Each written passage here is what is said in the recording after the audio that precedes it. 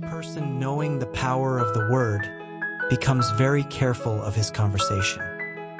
He has only to watch the reaction of his words to know that they do not return void. Through his spoken word, man is continually making laws for himself. I knew a man who said, "I always miss a car. It invariably pulls out just as I arrive." His daughter said, "I always catch a car. It's sure to come just as I get there." This occurred for years. Each had made a separate law for himself, one of failure, one of success. This is the psychology of superstitions. The horseshoe or rabbit's foot contains no power, but man's spoken word and belief that it will bring him good luck creates expectancy in the subconscious mind and attracts a lucky situation. I find, however, this will not work when man has advanced spiritually and knows a higher law. One cannot turn back and must put away graven images. For example, 2 men in my class had had great success in business for several months, when suddenly everything went to smash.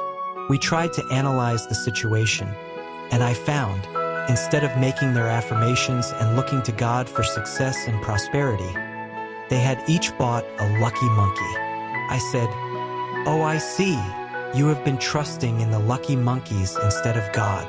Put away the lucky monkeys and call on the law of forgiveness. For man has power to forgive or neutralize his mistakes."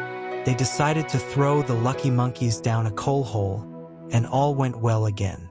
This does not mean, however, that one should throw away every lucky ornament or horseshoe about the house, but he must recognize that the power back of it is the one and only power, God, and that the object simply gives him a feeling of expectancy.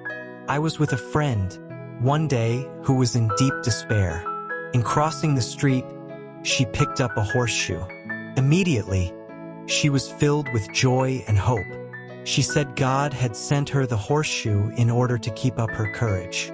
It was indeed, at that moment, about the only thing that could have registered in her consciousness. Her hope became faith, and she ultimately made a wonderful demonstration. I wish to make the point clear that the men previously mentioned were depending on the monkeys alone, while this woman recognized the power back of the horseshoe. I know, in my own case, it took a long while to get out of a belief that a certain thing brought disappointment. If the thing happened, disappointment invariably followed. I found the only way I could make a change in the subconscious was by assert NG. There are not two powers, there is only one power, God, therefore, there are no disappointments, and this thing means a happy surprise. I noticed a change at once, and happy surprises commenced coming my way. I have a friend who said nothing could induce her to walk under a ladder. I said, "If you are afraid, you are giving in to a belief in two powers, good and evil, instead of one. As God is absolute, there can be no opposing power, unless man makes the carrot false of evil for himself. To show you believe in only one power, God, and that there is no power or reality in evil, walk under the next ladder you see." Soon after, she went to her bank. She wished to open her box in the safe deposit vault, and there stood a ladder on her pathway. It was impossible to reach the box without passing under the ladder. She quailed with fear and turned back. She could not face the lion on her pathway. However, when she reached the street, my words rang in her ears, and she decided to return and walk under it. It was a big moment in her life, for ladders had held her in bondage for years. She retraced her steps to the vault, and the ladder was no longer there. This so often happens. If one is willing to do a thing he is afraid to do, he does not have to. It is the law of non-resistance which is so little understood. Someone has said that courage contains genius and magic. Face a situation fearlessly, and there is no situati on to face. It falls away of its own weight. The explanation is that fear attracted the ladder on the woman's pathway, and fearlessness removed it. Thus, the invisible forces are ever working for man who is always pulling the strings himself, though he does not know it. Owing to the vibratory power of words, whatever man voices, he begins to attract. People who continually speak of disease invariably attract it. After man knows the truth, he cannot be too careful of his words. For example, I have a friend who often says on the phone, "Do come to see me and have a fine old-fashioned chat." This old-fashioned chat means an hour of about 500 to 1,000 destructive words, the principal topics being loss, lack, failure, and sickness. I reply, "No, I thank you. I've had enough old-fashioned chats in my life. They are too expensive. But I will be glad to have a new-fashioned chat and talk about what we want, not what we don't want." There is an old saying that man only dares use his words for three purposes: to heal, bless, or prosper. What man says of others will be said of him, and what he wishes for another, he is wishing for himself. Curses, like chickens, come home to roost. If a man wishes someone bad luck, he is sure to attract bad luck himself. If he wishes to aid someone to success, he is wishing and aiding himself to success. The body may be renewed and transformed through the spoken word and clear vision, and disease be completely sped out of the consciousness. The metaphysician knows that all disease has a mental correspondence, and in order to heal the body, one must first heal the soul. The soul is the subconscious mind, and it must be saved from wrong thinking. In the 23rd Psalm, we read, "He restoreth my soul." This means that the subconscious mind or soul must be restored with the right ideas, and the mystical marriage is the marriage of the soul and the spirit, or the subconscious and superconscious mind. They must be one. When the subconscious is flooded with the perfect ideas of the superconscious, God and man are one. I and the Father are one. That is, he is one with the realm of perfect ideas. He is the man made in God's likeness and image imagination, and is given power and dominion over all created things, his mind, body, and affairs. It is safe to say that all sickness and unhappiness come from the violation of the law of love. A new commandment I give unto you, love one another. And in the game of life, love or goodwill takes every trick. For example, a woman I know had for years an appearance of a terrible skin disease. The doctors told her it was incurable, and she was in despair. She was on the stage, and she feared she would soon have to give up her profession, and she had no other means of support.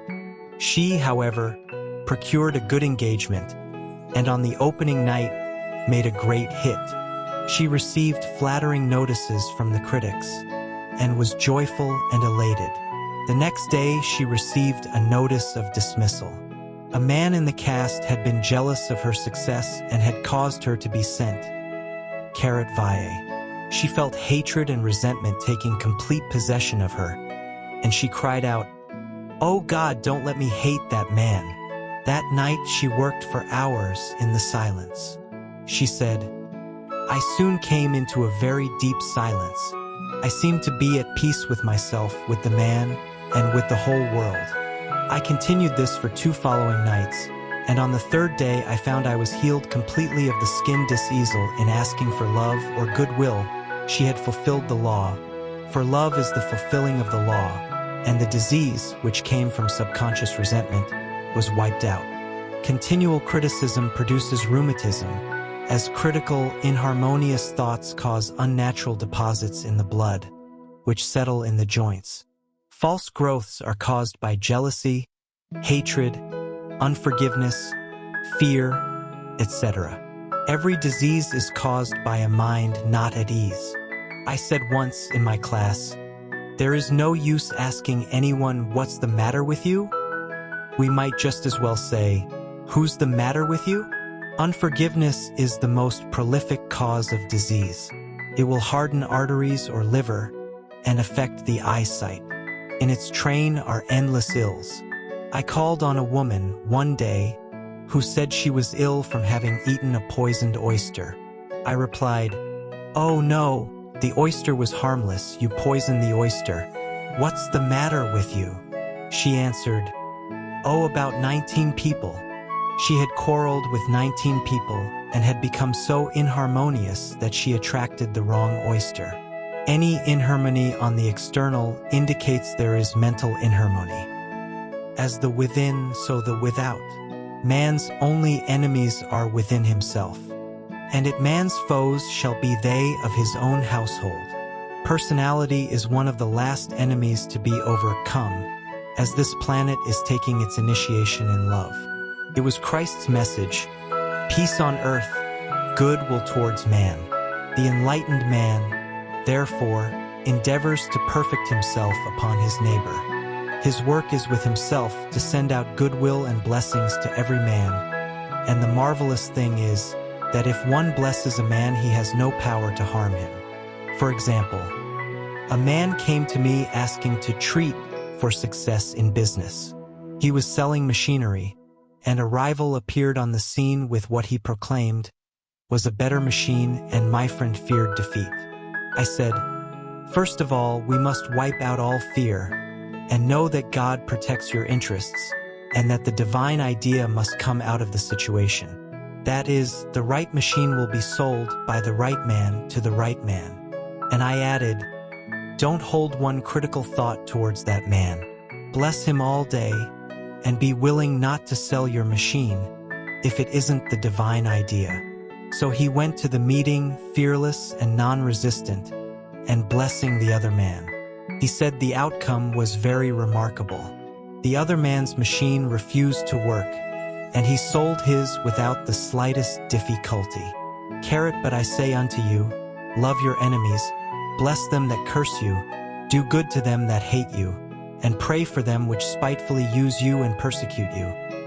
/ Goodwill produces a great aura of protection about the one who sends it, and no weapon that is formed against him shall prosper. In other words, love and goodwill destroy the enemies within oneself. Therefore, one has no enemies on the external. There is peace on earth for him who sends goodwill to man. And finally remember that, by thy words thou shalt be justified, and by thy words thou shalt be condemned.